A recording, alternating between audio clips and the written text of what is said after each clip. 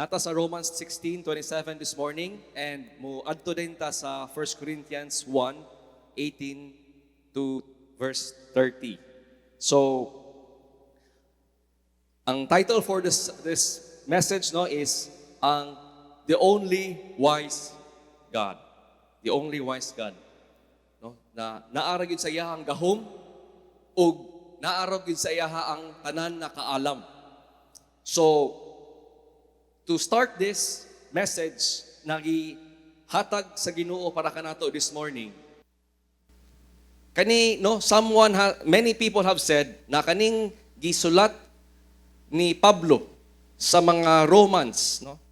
Sa Church of Rome ato na time was one of the greatest letter, no? Usa sa pinaka nindot kay nagisulat sa usa ka tao. Ang kabalo man ta no, na ang tanan na nagsulat sa Biblia was inspired by the Holy Spirit, and the Holy Spirit has claimed, no, God has claimed na siya ang author. And so kani siya na letter nganong nindot kay siya kay Paul, no, usa sa pinakanindot kayo na pag-expound sa maayong balita ni Jesucristo naa dinhi. So it takes dayon Paul the entire 16 chapters. Sa pag-closing dayon niya, niingon siya ani no, to the only wise God. To the only wise God be glory forevermore through Jesus Christ. Amen. Atong paghisgutan karon ang wisdom sa Ginoo. Nganong no akong prayer is that kita dinhi tanan mutan-aw ta sa Ginoo, mubasa ta siyang pulong, muampo ta kaniya ang atong pag fear sa kanya, sa pag-worship sa iyaha in reverential awe, no, would be na naa dinhi ang tibuok na pagsalig na naa sa iyaha lang ang kaalam, wala sa tao. Wala kanato. Na mas musalig ta sa iyaha. Sa unsa ang iyahang gisulti. Sa unsa iyahang gi-reveal sa iyahang pulong through kay Jesus Christ and from all of Scripture kaysa atoang kaalam sa atoang pamaagi. So mo na akong pag-ampo pod na kung kani, no, mingon si Pablo, to the only wise God is Him, and naasayaha ang glory forevermore. That would be our prayer. So ang karon no, mo ni akong aim na we would have this makonvince ta, no? We would have this faith beyond all doubts, no? Na ang Dios ra gyud ang worthy saligan, ang iyahang kaalam ra gyud ang worthy isundon. And so, mutan-aw na yung takaron sa Old Testament. Unsa may giingon sa Bible, sa Old Testament, bahin sa wisdom, sa kaalam sa Diyos. Og niingon ang Diyos sa Isaiah 55, ang iyang paghuna-huna, dili sama kanato. Ang iyang mga pamaagi, dili sama sa tao na mga pamaagi.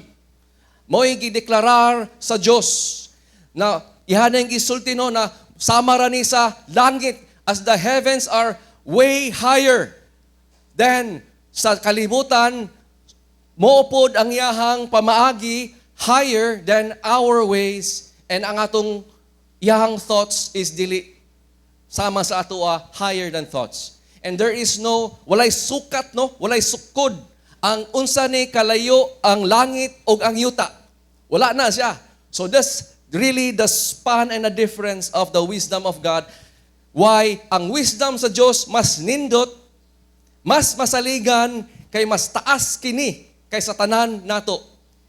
In other words, if atong itipok tanan ang atong kaalam, sukad sa una kang Adam, ug maybe ugma sa unsa kinsa pay mga matao diha na tao, sa atong mga kaalam, sa atong mga philosophers, atong mga scientists, wa ragyapon ta sa kumingking sa Diyos sa iyang kaalam. ngoy ingon sa Isaias. And in Job 28:23, ang Diyos lang ang makasabot. Siya lang ang nakabalo sa pamaagi to wisdom. Siya lang ang nakabalo ahani makita. And if you read the chapter 28, nindot kay ni siya, kay nagsugod ni siya sa murag, nindot kay gipangbuhat sa mga tao. Murag sama ra daw ni siya nagmina og mga gold og mga jewels na mo adto ang mga tao sa mga lalum kayo na mga caves, no? Underground, and mapangita nila ning mga precious jewels and gold, precious metals. And grabe ang ilang diskarte na mahimo ni kanila o gikan sa napa sa bato, ilang ma-polish into something so beautiful. So meaning, ang mga tao naa may diskarte. Ang mga tao naa man sila'y ginabuhat na naa sila'y mainbinto, naa sila'y mauhuna-huna na mga nindot, makakita sila precious metal, precious gold, and then gikumpara rin siya, pero kinsa may makakita sa kaalam. And ang tubag na yun sa Diyos din sa 28:23, ang Diyos lang. Ang Diyos lang. So, if that's the case, no, na mo ni ang mga picture of really, ang Diyos lang is the only wise God. Ang Diyos lang, siya lang, through Him, in Him, makakita taog tunay na kaalam. Ngano man na lisod para ka nato, even kita diri na naa sa simbahan niya, ang mga naluwas na niya, galisod man usahay or kadaghan sa atong kinabuhi na mosalig sa iyahang kaalam. You see, the importance of wisdom, man God, is that kailangan kayo nato ni when we deal with people. We need God's wisdom. No, labaw na sa atong pamilya. We need God's wisdom in order to love our spouse. We need God's wisdom in order to raise godly children. We need God's wisdom na kung naatay katrabaho, naatay mga empleyado, na lisod kayo, gahi kay mga ulo or gasupak, we need God's wisdom to handle difficult people. We need God's wisdom in all aspects sa atong life. That's why dili siya makatingalahan, no? Kung magtipok ta o magampo ta para sa isa't isa, di gyud na masipyat. Naagi usa sa ato mangingon, please pray for me. Pray that God will give me wisdom. Kailangan kay nato ang wisdom. Kay kung wala ni, di ba? Ang mga problema sa atong kinabuhi karon is tungod we did something foolish. No? Daghan kay ta ginaatubang karon na mga sitwasyon because of sin and foolishness. Daghan kay ta question karon na dili nato matubag. Unsaon man nato ni na wala na koy mahuna-huna na pa unsaon ni pagsulbad. Na ako sa sitwasyon na murag Lord, unsa man ni, di ko na ako kasabot sa akong kinabuhi. And dana gyud nato makita, no, how limited kita og didto na dapat muhayag pagyud sa mot unsa kanindot ang kaalam sa Dios. Kay kung naata ani musalig ta sa iyang wisdom, I believe kita dinhi makatilaw ta sa unsay giingon sa Ginoo sa yang pulong, no, we will live indeed an abundant life. Makapahulay ta sa atong kabalaka, makapahulay ta sa atong mga gina problema. Kung naa may sitwasyon, makakita na ta unsay tama ug makabalo ta na nata sa tama na dalan ug diha ta maka rest sa pulong ug sa kabubuton sa Dios. So, nganong lisod man na siya, dinhi ta mo tan-aw sa 1 Corinthians 1:18-25. Ug masubay nato, no, makita nato ngano di ay kita tanan, oh, maski kita na diri sa sulod sa simbahan, galisod, ug why kailangan nato ini siya maski lisod, isalig, ihatag gyapon natong tibuok na pagsalig sa Dios. So akong English man siya, no, pero akong basahon dinhi sa akong ang Bisaya. Nakahatag silag verse 16 sure na. Okay. Verse 18. Nakahatag sila kadasig, sakto ba ni? 1 Corinthians 1:18. Okay, dili ni mao. 1 Corinthians 1. Okay. Alang sa mga tao na nangawala, ang pagtulunan mahitungod sa kamatayon ni Kristo sa krus, binuang lang. Apan kanatong nagaluwas, kini gahom sa Dios. Kay ang kasulatan nagaingon, gubuon ko ang kaalam sa mga tao nga maalamon ug ipakita ko nga walay pulos ang pagsabot sa mga adunay kinaadman. Unsa naman unyay. It's not changing. Verse 20. Okay. Unsa naman unyay kapuslanan sa mga maalamon, sa mga magtutudlo, sa kasuguan, o sa mga maayong makiglantugi niini nga panahon. Kay gipakita man sa Dios nga binuang lang ang kalibutanon nga kaalam. Kay ang Dios sa iyang kaalam, wala magtugot nga maila siya sa mga tao pinaagi sa kalibutanon nga kaalam. Kung dili, pagbuot sa Dios nga luwason ang mga tao pinaagi sa ilahang pagtuo sa giwali nga maayong balita nga sumala sa mga wala motuo, binuang lang kini. Ang mga Hudiyo dili motuo kung walay milagro ang ilang makita. Ug ang mga Griego ilang timbang-timbangon kung ang gitudlo kanila mutukma ba sa ilahang giingon nga kaalam. Pwede po nato na ilisan no ang mga Pilipino. Apan sa mga tao nga gitawag sa Dios, Hudiyo man o dili, si Kristo man mao ang gahom ug ang kaalam sa Dios.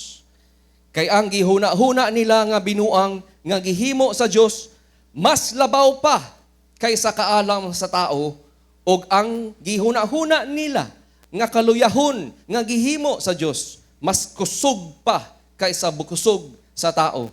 Mga igsuon kang Kristo, hinumdumi ninyo kung unsa ang inyong kahimtang sa wala pa kamo mahimong tinawag sa Dios. Pipila lang gayud kaninyo ang giila nga maalamon o kaha may katakos. Ug pila lang usab ang naggikan sa inila sa mga pamilya. Apan ang gipili sa Dios mao katong giisip sa katawhan nga dili maalamon aron pakaulawan ang mga maalamon o gipili usab niya ang mga tao nga walay gayoy gahom aron pakaulawan ang mga taong gamhanan. Gipili sa Dios ang mga kabus ug talamayon nga giisip sa katawhan nga walay kapuslanan aron ipakita niya ang dili mahinungdanon nga giisip sa katawhan nga manghinungdanon.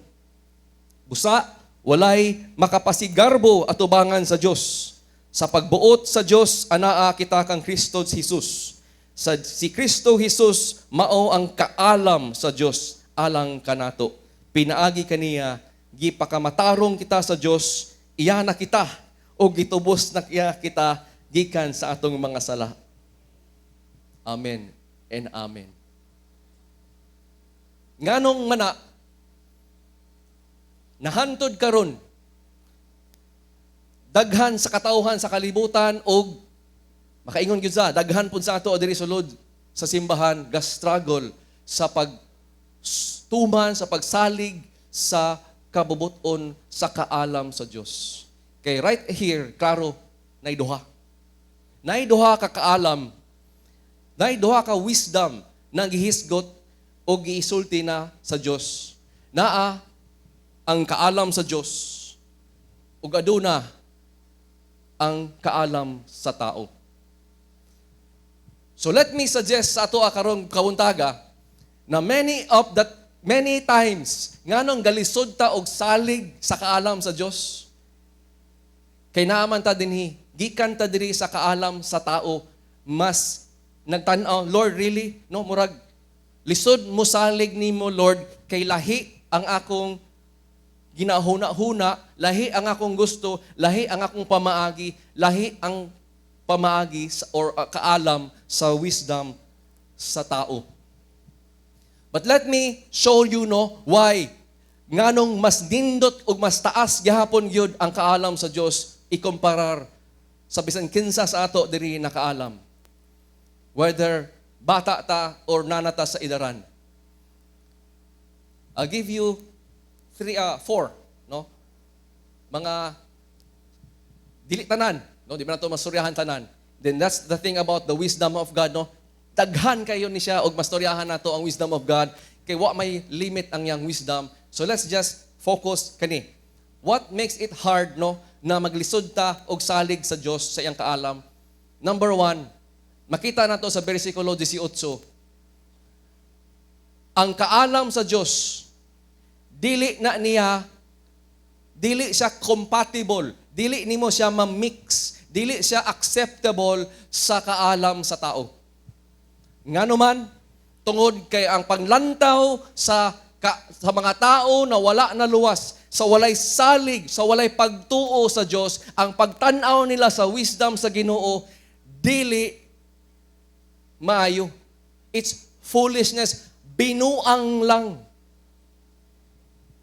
So naa ang sentimento, no, na kabalo man ko ana, Lord, pero kung tumanon nako na dili man practical.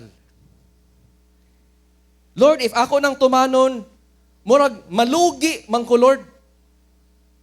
Lord, if ako nang tumanon, mura man ko mabinuangan sa akong silingan o sa akong amigo, papakaulawan man ko. And so for the human wisdom, no, the man or ang woman na nagsalig sa wisdom sa tao, mutanaw gyud siya sa wisdom sa Dios, murag buang, murag binuang, mayagaw man akong kinabuhi ana, Lord. Okay naman ta kayo, peaceful na kayo. Kung ako nang buhaton, Lord, daghan kay masuko nako.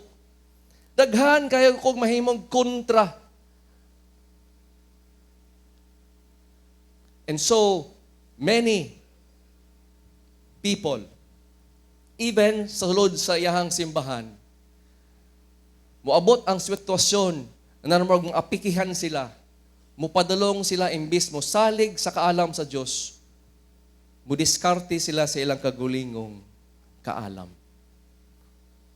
Imbis maminaw sila sa unsa nay gisulti nasa pulong sa Dios, maghuna-huna sila grason, ay dili man siya practical, Lord, dili man siya maayo. Nako istorya na, by the grace of God, buhi pagyapon ko diri o nakawali sa inyo, iharag yun ang grasya kay niadto man kog Davao atong Lunes, gikuyugan ko sa atong elder na dear friend po nako si Ron, and nag-convoy mi pauli na mi atong Thursday from Davao to Cagayan, and na platan ko, no? Lord, salamat sa Ginoo, wala sa kanang mingaw na porsyon sa dalan kundi dool-dool na sa medyo sentro sa Manolo, dito ko na platan, and so naay nakatabang dayon, no, na Good Samaritan, I believe anghel gid to gipadalas Ginoo kay mihunong gid siya dili kas alang gibalikan pagid mi kaduha ay nakatabang gid sa kanako. Anyway, nganong kuan man ako, no, kay inganing nahitabo sa among ligid. Sa among kapaspas sa dagan, wa mi kabantay, na flat na di ay mi, and then pagtan-aw na namo, niinga na gisi na di siya, no? As in flat na gyud na siya, gisi na siya. And salamat sa Ginoo, wala sa tubangan kundi sa likod sa amo ang right side na portion sa sakyanan. And so naa din ang kuano na giingnan din ko sa akong brother-in-law when we gave this praise report to our family na we praise and thank God, no, sa iyang protection. Ana, ingon din akong brother-in-law kanang kabalo ka kung magbiyahe bitaw mo. Labaw na long distance, i-check man gina ninyo yung tires, di ba? Mo man gina ang proper. Naman na sa standard, no? Na naman tayo standard of travel safety. Ingon din siya, kabalo ka, Dave, basta ligid gani na, labaw na kung ka-travel ka long distance, 5 years, ilisan yun ang ligid. And kung makakita na ka, og ingani, Dave, ana siya, sige, pakita na ko, kanang mga gagmay na mga crack gagmay na mga crack. Ingon siya, ilisanan na yun na siya naligid. Mao na siya ang mga standard of safety, no? And then, ang kaning atong pagka-daginoton. Diba? Lord, di man Lord, no? Di pa na Lord. Parang, mahal man. No? Dili man practical na muilis ko kay magamit pa man. Maayom-ayom pa man. Kani, gamay raman na. Maghulat pa ko na mudako-dako na siya. Pero, kanus amang ka makabalo. No? Wa man ko nagdahom na pag maadto kog Davao, pag mabalik na kog Davao, mubigay na siya. So, in other words, no, the reason why wa na ko gisunod ang safety procedure or manual, the standard, kay kanilaging practical side na magdaginot kung makadaginot, di ba? And the idea there is, murag para sa ako, reasonable naman. Nakatinuod naman, nakadaginot ko, o pila ka gatos, pila ka libo, and di ba? Ayha na ko muilis kung makita na ko na pudpud na yun na. But that's an example, no? How many of us mubasa sa pulong sa Diyos, musalig sa pulong sa Diyos, sama niini? Nakakita na ka, kabalo na ka, unsa ang tinuod, kamatuoran, unsa giingon sa Ginoo na standard niya, na ang dapat tanan mga anak kaniya, nagsalig kaniya, nagsunod kaniya, musunod ani, mubuhat ani. Ingon naman siya na kung kinsay naglove sa iya, mo tuman kaniya. And yet, every time, many times, di ba, makakita ta, and naa din ang atong practical side, ang atong rational side. Tama naman, Lord. Di ba? Di man siguro kaganahan na maggubot mi dinhi. Tama naman, Lord. Di man siguro kaganahan na maipit ko sa akong negosyo. No?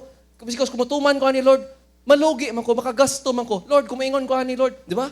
Taghan kay tag mga reasonable reasons for the wisdom of man. You see? The reason why a lot of us think the wisdom of God is foolishness. Kay naa man na sa kani, dili man practical, Lord. Ideal na siya. Gibutang pa ginato sa pedestal, no? Mo nang ideal. Oo, agree gyud ko. Ideal. Pero kabalo ka, Lord. Dinhi sa among kalibutan, diri sa Cagayan de Oro, kana imong pamaagi, di man na mo work kay di man na siya practical. We live in a practical, no? Basically muratag sama lagi sa Griego.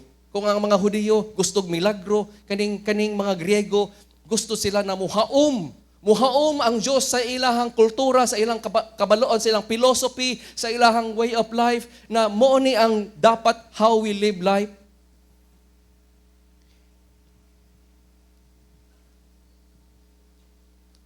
And so how many of us nasod na ni sa sako, sa kalibutan, sa yawa, sa bakak, sa hunghong sa yawa, na hunghungan ka, ayaw tumana ang Diyos, ay salig sa iya, tanawa ko, musalig ka sa iya, mutuman ka siyang pamaagi, mabulyaso imuhang kinabuhi. And so, that is the problem of the world. That is the problem of the human wisdom. Dili sila compatible sa wisdom sa Diyos. Ang mga tao, maingon sila, binuang man na imong wisdom, Lord. Pero ang Diyos, dili silent, ha? Maingon po siya, ang mga wisdom sa tao, binuang na siya. Wa na siya, mahulog na siya sa walay pulos. Samara na sa akong pagdaginot. Wa mangyapoy pulos sa akong pagdaginot, mas nigasto pa nung kong dako. And salamat na lang sa pagpugong sa grasya sa Ginoo, no? Nawa ko niya bawi kinabuhi sa akong pagka-practical. Many times, sa atong paningkamot sa human wisdom, we end up paying much more. Ikaduha na rason nganong mas nindot gyud ang wisdom sa Dios ug nganong daghan gyapon galit ga struggle is that kita tanan nagdako kita, no? Na kaning kultura sa kinabuhi sa kalibutan na ingrain gyud din nato. Nasulod gyud sa ato ba? Di ba? Tanawa atong educational system, tanawa ang atong mga kasabihan, no? In fact, naa sa Pilipinas, di ba? And ginasulti gini sa akong mama and papa, o sa akong mama, more on my mom. Anak siya, David, katong nagdako bitaw mi sa una, baha kanang sagit-sagitan lang mi sa akong papa, no? Yaha lang ming kuanon, pero di gyud mi pwede mo question or mo tubag or mo hangyo. Kaya nga naman, ang kultura na naa sa kalibutan, ingana man, so, hantod karon siguro, no? O sa ilabaw sa unang panahon. That, di ba, ang tan-awon sa kalibutan na mas ubos, mo ni ang mga daog-daogon or walay karapatan na mo mutingog. Kay mas taas man lugar sa sitwasyon or sa kinabuhi. So sila lang dapat ang walay right. So that's so, kung maingon bitaw ka, an abusive kind of leadership, an abusive kind of parenting. So kung kita napan diri sa ato mga ginikanan na nag-ingana sa ilang mga anak, kabalo ka na dili na mao ang kaalam sa Dios or kabubuton sa Dios, pamaagi na sa kalibutan. Kaalam na sa kalibutan. Ug ma-harvest nimo unsa imong gitanom sa kinabuhi sa imong mga anak later on. So I pray mo harvest ug mo planta og truth, og life kaysa mo harvest ta og mo planta og sin, disobedience, ug mo harvest din ta later, no? So kita tanan nagdako tanan na impluwensyahan kita. Di ta ka eskapo ani. Muingon ang Dios sa 19 ng 20, kanas naa sa kasulatan, I will destroy the wisdom of the wise. Iya kaning gubaon, iya kaning ipabaliwala ang mga intelligence, ang mga bright kay na mga tao, iyahang i-prostrate. Ahaman ang wise man, ahaman ang scholar, ingon siya. Ahaman ning mga philosopher of this age. In other words, wala ni sila. Bahala, unsa kataas ang pagtanaw sa kalibutan sa ilahan na bright kay sila, may kay sila, gunahuna. Wala ni sila. And yet, nakita nato, no, na magbantay gid kita kay subtle man kay ni siya. Di man ni siya kanang naa sila'y klaro kay ng mga sign. Unsa man ni karon. Ahaman ka nangitag advice kung galisod ka. Ahaman ka gaduol og pangita og answer kung nasakitan imong kasing-kasing. Ahaman ka mangita og tabang sa imong pag-troubled kay naman kung depressed ka, problematic ka, na kay problema. Many of us, even sa diri sa sulod sa simbahan, muadto sa usa ka tao na naay title na doktor, di ba? Or counselor, pero dili gatuo sa Dios. Ang ihatag na tambal, ang ihatag na mga tambag has nothing to do with God. Ahaman ta mo adto kung nagka-problema ta o ngita tagtabang, usa man ka indikator kung ahata nangita og kaalam. Ahata manguha og kaalam kung naata sa peligro or problema. So you see, naagid no, na a lot of us, maybe unconsciously, wala ta sa atong ignorance or sa atong kumpiyansa. Instead of going to the Lord, going to His Word, mangita ta og libro, no? Self-help books, na mo makita nato na dinhita mangita og kaalam og comfort. And God has already said, no, na kita tanan naa ani nakalibutan, pero iyahang gubaon ang mga kaalam, ang mga intelligence sa tao. This is related to number 1. You see, mo ni ang widely accepted good. Number 1 bestseller, most recommended kanang help, daghan kay testimonies sa mga tao sa kalibutan. Oo bay, nakatabang yun siya, katuyang tambal gihatag, katuyang tambag na gihatag. Oo gyud. Daghan kay moingon sa ato sa akong experience, sa ako ang nahibaw-an, no? Pero pag imong itan-aw sa pulong sa Dios, simang man. Nakita gyud mo ba ahani padulong ang salig. Ahani adto ang nawala sa kaalam sa Diyos, kundi sa kaalam sa tao. And so that it is really something, no, That's a reality even here. Ikatulo, nganong lisod daghan sa ato galisod sa pagsalig sa kaalam sa Dios is this. Makahatag man og salapi. Makapahimo man na mataas ka, no? Na moasinso ka diri sa kalibutan.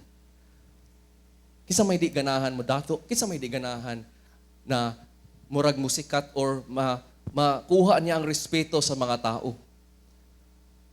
Mao nang usa ka dako kayo og atraksyon sa human wisdom kay makuha man nimo pinaagi sa diskarte sa kaalam sa tao. Oo, mudato ka dinhi sa kalibutan. Oo, daghan tao muhangad nimo ug maganahan nimo ug marespeto sa imuha. Ug kung mo na imong giapas, kung para nimo mas nindot ning salapi ug kaning mga pagtagad sa tao nimo kaysa Dios, mukagat ka ani. Mukagat ka ani nga naman mas nindot man ni para nimo kaysa being in the presence in the Lord. Dili man ikaw tong niingon sa Salmo, di ba? Mas maayo pa, Lord, di ba? One day in your court, then 1,000 days without you. Lord, di ba? Whom have I in heaven but you? Di man ni ikaw. Ang imuha man, Lord, is, Lord, gusto ko madato. Lord, tagay ko para ano ko diri, masinso ko sa kalibutan. Kay mo ni ang makapalipay nako. Daghan diri sa simbahan, naapadanha. Naapa sayang unod. Nagkinabuhi pa sayang unod. O kabalo ba mo, na dili man na siya dapat sa tanan anak sa Dios, walay magpabilin na tinuod na anak sa Dios na naa siyang unod. And so, hangyo sa ako sa inyo no? Brothers and sisters, huna-hunaa, kinsa man lang ta, katong gitawag ta sa Dios. Wala man sa ato dinhi wise. Wala man sa ato dinhi influential. Wala man sa ato diri na anak with a silver spoon in our mouth na noble ta by birth. And yet, gipili ka sa Dios. Giluwas ka sa Dios. Gihigugma ka sa Dios. Nganong ganahan naman kang maglakag ani? Nganong biyaan naman nun imo ng Dios? Nagitagaan ka niya gamay na hayahay? Dili siya wise. Foolish siya. Kung ang imong giapas lang diri sa kalibutan is para mo asenso ka, umudato ka. Gubaon ni tanan sa Dios. Walay usa kasinti mo, madani mo sa langit. Ang respeto sa kalibutan o sa tanan, demonyo o yawa, unsaon na nimo kung nagkuyog ka nila tanan sa impyerno, nagdusa for all eternity. Kaupat, ug dinhi gyud nimo makita ang wisdom sa Dios is as high as the heaven is from the earth. Why makaila? Why makasabot sa wisdom sa Ginoo kung dili kaniya ni sa iyang grasya itugot ug ihatag kanimo? In other words, even how you can understand God and His wisdom, mo depende ka sa iyaha. Mangayo kaniya. Mo humble down ni God, Lord, pasabta ko. Tabangi ko, kay kung dili ko nimo tabangan, di gyud ko makasabot. I will forever always think foolishness ni siya. And dangerous kay tong tao na naguna-huna, foolish si God, kay mo ni sila ang mamatay. Klaro kayo, no? Since God sa iyahang kaalam made sure na ang kalibutan di gyud makaila kaniya pinaagi sa human wisdom. Imposible. Busa, foolish kayo kung ang Griego sa una, mga Griego sa una, moingon sila, di ba? Prove to us that God exists. Prove to us, no, na ang Ginoo gyud ang tinuod na Ginoo kay mo man ni magdebate ta, debate ta kay mo man ilang way of life.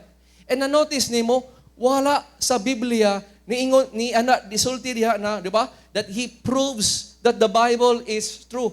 Wala. Naa din na ang propesiya, naa diha ang milagro ng yes, pero makita nimo ang musalig sa pulong sa Dios ra gyud ay is katong naluwas. Katong gastruggle, katong muingon binuang man na akana na siya gipangsulat na sa tao. Mo na siya ang nagtry na i-convince niya ang kagulingon na mutuo sa Ginoo pero pinaagi sa iyang human wisdom. And giingon na gid ang Ginoo, no? Kung wala kay pagtuo, kung dili ka grasyahan sa Ginoo, di gyud ka mutuo. Ug makita pag yun nimo na this was since the beginning of the world, yang gigamit nayon ang foolishness of preaching. Someone once said, kung na may Biblia, nagbasa naman tag Biblia, unsa pa may pulos mo tipok ta bilang iyang simbahan and maminaw sa wali sa usa ka tao. Ako na nilang buhaton sa balay, basa ra di kog Bible. Enough naman na kay pulong sa Ginoo ra man gyapon akong mabasa, ako madunggan. And yet ang kaalam sa Dios nganong tuod mo gamit siya ug mga fellow human beings na rin na magwali sa iyang pulong. Sa iyang kaalam, gamiton niya ang limitasyon sa tao para luwason. Para maluwas ang gusto niyang luwason. Nindot kayo, no? Na ang kaalam sa Diyos, makaingon ka, di man na practical, Lord. You know what? Mo save kong time, Lord. Di na may magtipok, 2 hours a day. Kabo ka, travel time, gasto sa di ba? Sa man isa, pwede man ni ma-make use of more time in doing other things, di mo? Good things, ministry, di ba? Help the poor, di ba? And yet, by the wisdom of God, ingon siya, tipok ka mo. And sa pagtipok ninyo, maminaw ka mo sa pulong na mawali. And that's how a lot of us are being saved by God. So kani ang wisdom sa Ginoo, grabe ka, nindot. And the challenges na akong gisulti karon, I pray, if naamantaan na makita ninyo karon that God is better, yang wisdom is better. The foolishness of God is wiser than man's wisdom. And the weakness of God is stronger than man's strength.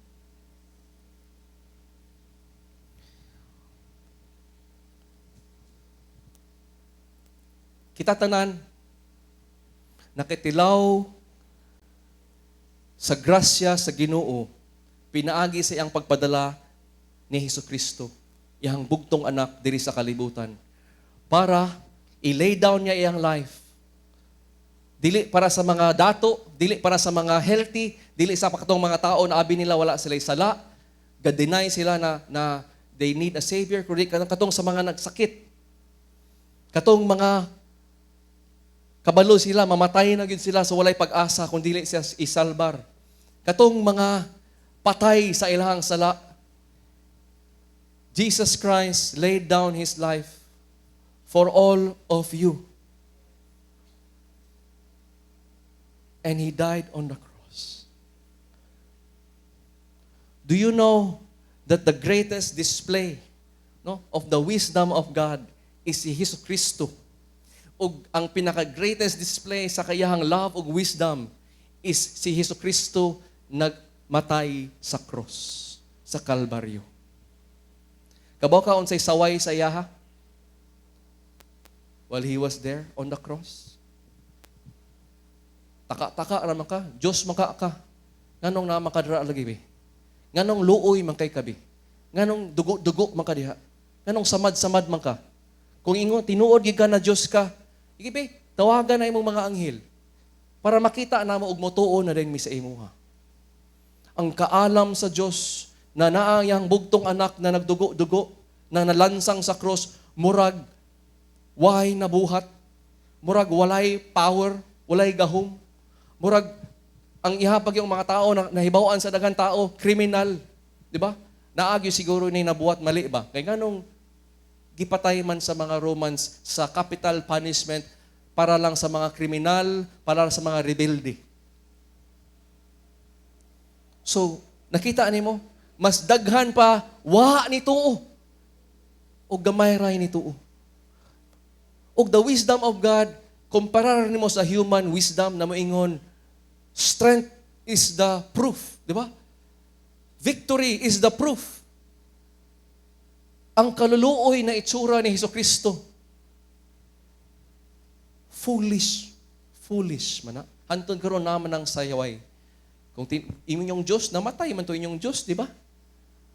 And that really would show us how different God's wisdom, man's wisdom.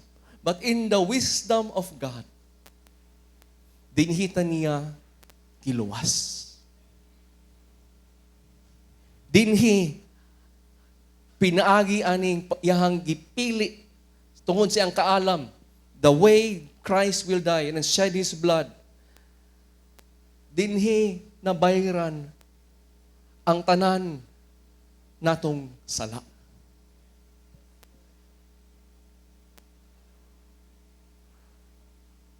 So akong hangyo ninyo, kung matintal man mo, na maghuna-huna, malugi ka, kumusalig ka sa kaalam sa Diyos, huna-hunaa ang imuhang Diyos ug manluluwas.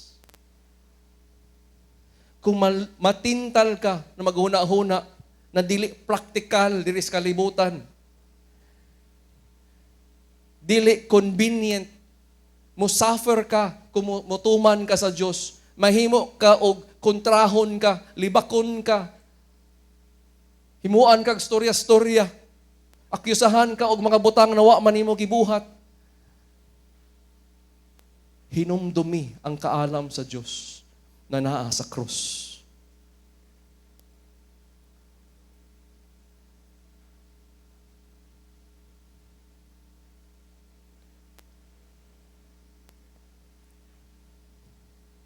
If naata karon, ug ikaw na, no? Akong pag-ampo karon is, take this day as today, na isurrender nimo imo ang kaalam na imong gisaligan.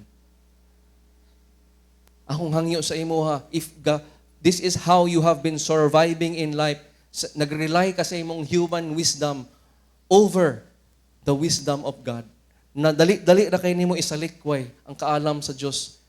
Kay proven and tested na gyud ang imong kaalam, imong diskarte.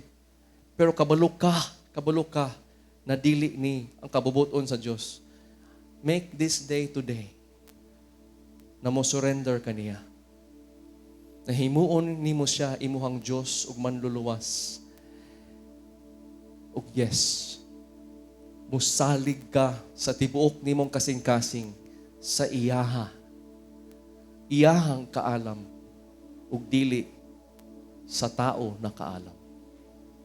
Let us pray. Ginoo, salamat Lord na imong kaalam is better. Ikaw Diyos, imong pulong is better than life.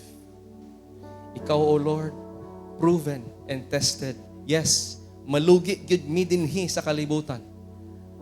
Yes, sawayon gyud kami. Imo naman ning gisulti sa imong pulong. Kung kinsa to'y mosunod kanimo, if ang ilaha galing gimaltrato ang anak sa Dios, ang buhing Dios, how much more ang tanan tao na mosunod kinimo. So I pray, Lord, na dili kami maging foolish into thinking dili ni mao, dili mahitabo nako. Ug amo ning mo leave me in denial. Ug ma-hesitate mi, Lord, na mosunod kinimo. Akong giampo, Lord, na kami dinhi sa GCAF, imuhang simbahan. Musalig kami nimo sa imo pamaagi sa tibuok nimong kaalam ug i-surrender namo ni Lord ang among human ways, among human wisdom, because you are simply better. In Jesus' name, Amen.